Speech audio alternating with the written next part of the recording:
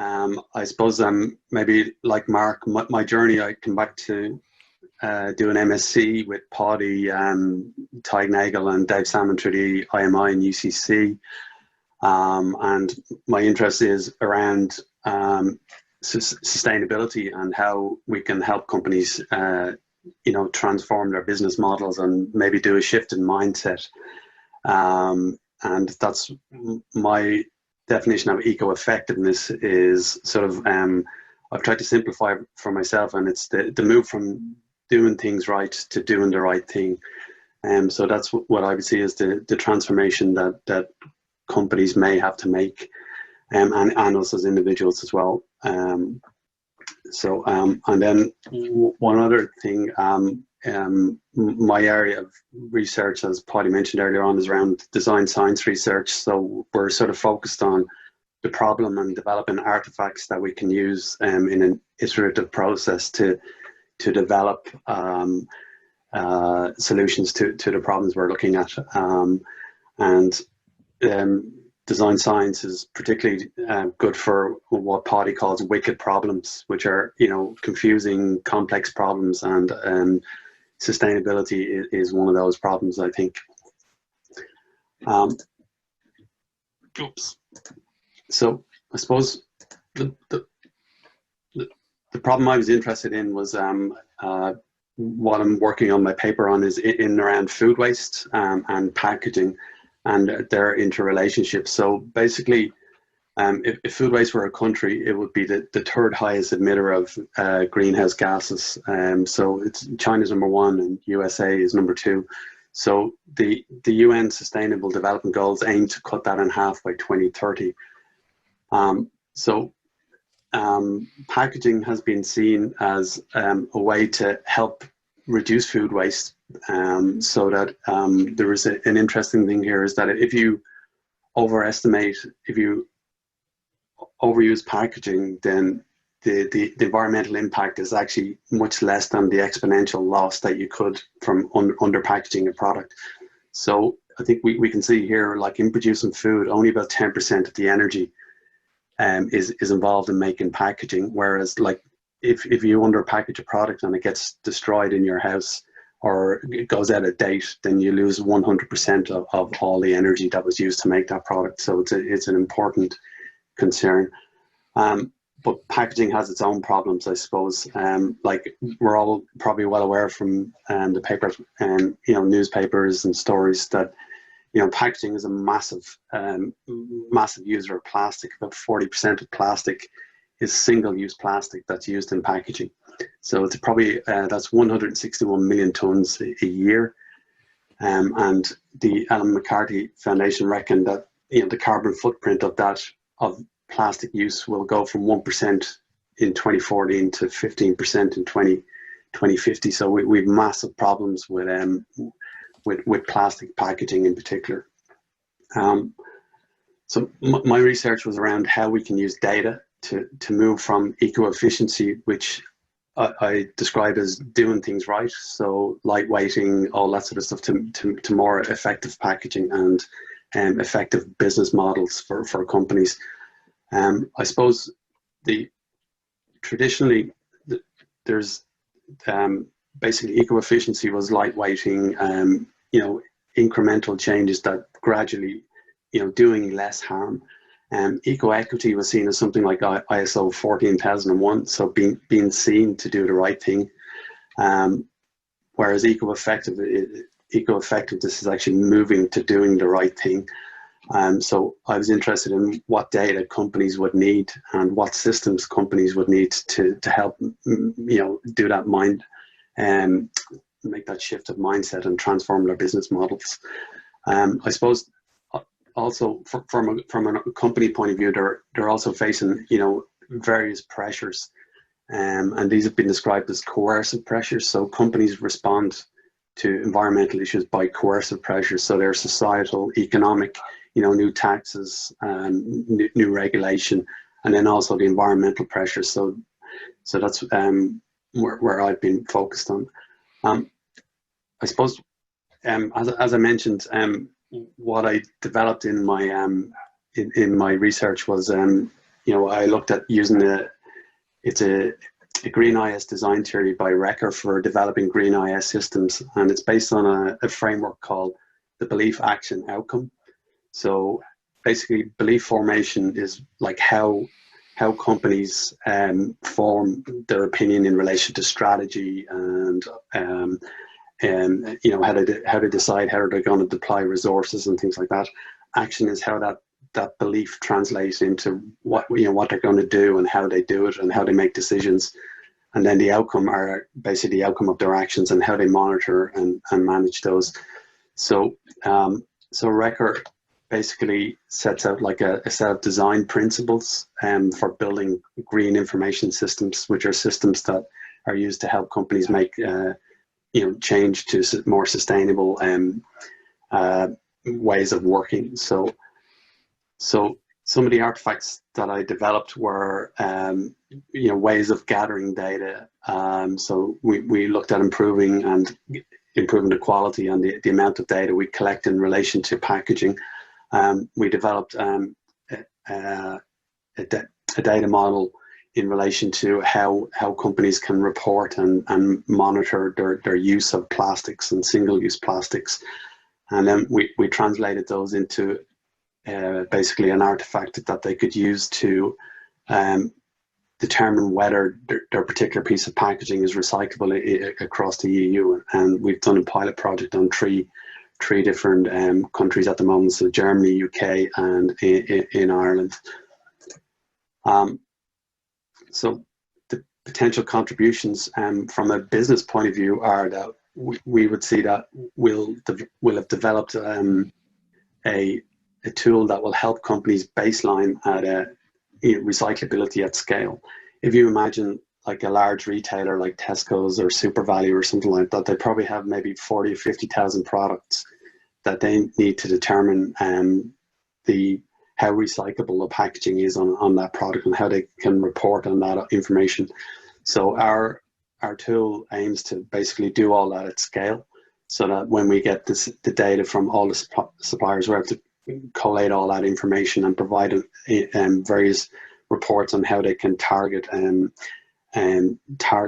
different products to try different packaging approaches and things like that. And then there's lots of monitoring and reporting, and there are also financial implications for using poorer quality environmental materials as well. So it's to give you an example, some of our customers are paying across Europe maybe between 6 and 10 million per annum in compliance costs around plastics and paper and cardboard and things like that. I suppose from a practice point of view, as a practitioner, as some of my other colleagues have alluded to, we see this as being able to help move from providing diagnostics to business to helping business transform their business models. And we can give them insights on environmental impacts and compliance, and then internally within our business, we have new services and more efficient tools, and we also develop more in-house skills. So we're actually moving from having a more efficient widget to having something that will help us be more effective for our customers and help provide greater insights for them to transform their business. So that's what we would see as one of the biggest things. I suppose from a knowledge or an academic point of view, I would hope that the architect is what's called a situated artifact or an expository instantiation of so basically I've taken Recker's theory and I've used his design principles, and I'm working on basically using that to either add to his theory or basically prove that his theory works. And then I'll come on to this in a second. I've sort of worked on adding some extra steps to a practitioner DSR design science canvas that Tig Nagel and Dave Salmon have developed.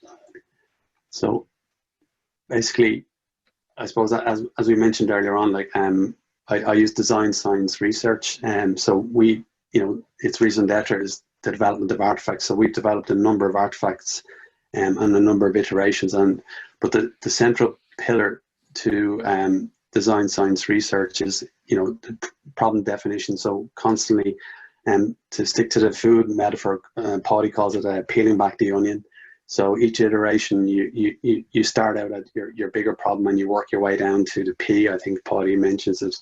So the core of your particular you get down to the core of each iteration, and then you design and build an artifact, and then you evaluate that artifact. We also use some Paddy's So-Ho framework, which was basically the so what, the so what and how. So it's basically a set of agile techniques for developing and prototyping very, very quickly. As part of my research, I also came across some work around how to incorporate sustainability into the development of green information systems, and I've just sort of mapped those from Von Brocke and Seidel. I've mapped some of those into the where I think they're relevant from a practitioner side and a researcher side of the design science research canvas. So some limitations and next steps. I suppose some of the limitations at the moment is that we only have a data model working for 3 countries, Ireland, UK, and Germany. But we would hope we're looking to work further with and do some feasibility studies with some more of our clients who operate across Europe, and to get it that it will be EU wide and also globally in other countries such as Canada and things like that. So there's basically, from a digital transformation point of view, there's this concept of using the digital circular economy. So how all this data that we're gathering in relation to products and particularly at end of life, how we can use that to help companies implement circular economy and also use digitalization to build new business models. And a lot of my research at the moment has been at an organizational level, so what companies are going to do, but I'm also interested in basically what they call at the micro level, which would be how we as individuals or how we can use some of this data from a customer point of view, and how we might be able to affect behavioral change at a customer level. So so that's sort of me and my details here. So try to keep in the time limit, Paddy. Good man, you're not bad at all. So we've a good 5 minutes for questions, Keith. So I think it's really interesting because obviously I suppose practitioner research for you has a real commercial angle to it, because this platform is one of the offerings that your business is built around, and its future will be built around it. So I'm really fascinated that you would have felt that you'd taken record, and maybe some of the literature you've read, and I'm interested in how you would explain to what extent has it changed that platform. Would you have had a very different platform if you hadn't done that research to what you did actually and have now at the moment, Keith? I think probably one of the things that it's helped me with some of the concepts. I think that and maybe taking I think you described it before, we probably would have been very narrowly focused, Paddy. So what my research has helped me do is to maybe step back out again and to see the wider impacts, look at the bigger picture. I'm sort of just trying to, if that makes any sense, then we would have probably tried to jump into solution mode, whereas we've taken a lot more time to think about what the actual problems are and where we think they're going to be. So it's that future, the alternative futures that you've mentioned in your thing. So that sort of DSR has helped me, I think, with that, is coming up with looking at alternative futures and trying to push and push and push. Yeah. And I think that's Rather than trying to be functional, it's trying to think about, you know, what our customers' problems actually are. So I think that's, you know, focusing more on problem, you know, formulating what the problem is and what the customer's trying to do, as opposed to adding different functionality to the product is probably and I can see here, Keith, that there's compliments coming in. I know Jeremy here is saying that what is very interesting is maybe that iterative approach to actually designing the solution, that you've been working with maybe clients, but also working with employees that are very experienced. And I know I would have experienced a group from your company working at one of our workshops where it was incredibly immersive, you know, the way you were developing the product. So I think Jeremy is very complimentary there. Also, maybe tying in with what Mark is asking here is you referred earlier about, you know, trying to move companies from doing things right to doing the right things. And also, I really like that diagram. You know, there's a difference between eco-equity versus eco-efficiency versus eco-effectiveness. Do you think you're moving the dial with companies? I think it's probably like it's great to be grandiose, but we're probably sort of a little bit pioneering at the moment and not settling, if that makes any sense from a commercial sense. Is that the feedback we get from our customers, which is sort of it's one of the things that sort of fascinates me about the consumer thing as well, is that there's our customers are saying, okay, they're hearing from their customers that they want to make change and they want to do this, and then they go off and they do pilot runs, and then all of a sudden the cost of the product is going to go up or something, and people don't want to pay that cost. So that's a behavioral shift that I think that's going to be a barrier, that companies know they have to invest, but they're not investing. And that's back to maybe a couple of things that were mentioned earlier on. It's I call it the sustainability paradox. So companies know that they have to do it, but they can't see the business case for it at the moment. So that's the thing that's challenging companies. Yeah. And then the other thing that probably something similar to what Mark mentioned earlier on, Mark calls it technical debt for a company. We call it true cost in a sustainability term, in that the true cost of putting a product on market, companies aren't building that into their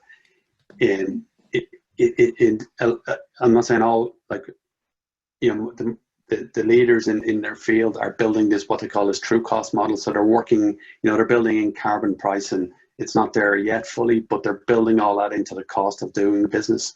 So it's like it's sort of like they're building in that carbon debt into business decisions about what they're going to do in the future. And I think that's where something like this is, what we're trying to do is we're trying to build in, you know, not just the environmental costs, but the societal impacts, and then the efficiency impacts, because it's like you described as the wicked problem. You change one thing and something else breaks, and then, you know, so like maybe to put it in terms, like maybe about 10 or 15 years ago, there was a real move by companies to lightweight packaging. So glass and steel and, you know, heavier cardboard packaging went out, and this led to a glut of plastic packaging that we have now. So, you know, they thought they were making the right decisions in reducing their carbon footprint, because a lot of that is based on the weight to transport the product. So by lightweighting their packaging, they reduced their transport emissions and all that sort of stuff. But then we end up with a massive problem with plastics.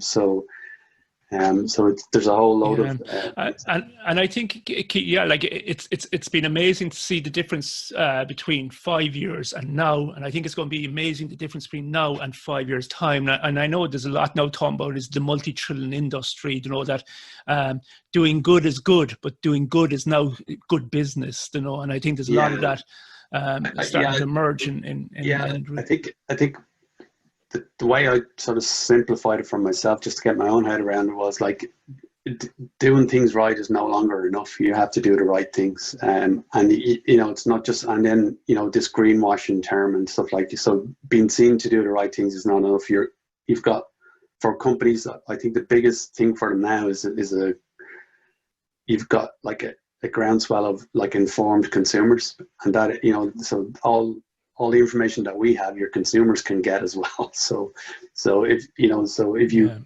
it could be a massive threat to businesses as well, in that the way they're working at the moment, in 3 to 5 years, a lot of bigger companies will not be able to operate the way they are.